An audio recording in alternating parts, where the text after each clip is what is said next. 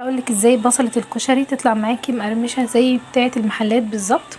اول حاجة معايا 3 بصلات. تمام، هعملهم بمبشرة الشيبسي.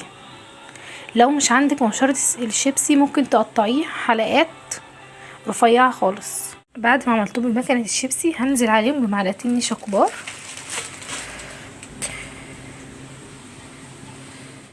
مع معلقتين دقيق كبار. هو ده اللي هيخلي معاكي البصلة مقرمشة ولونها ذهبي.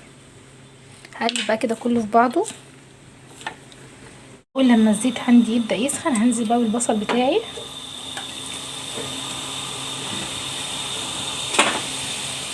حاجه ان هي ما تغمقش معاكي عشان خاطر ما تمررش. هي كده خلاص، شايفين لونها اهو، شايفين هي طالعه معايا لونها دهبي ازاي ومقرمشه.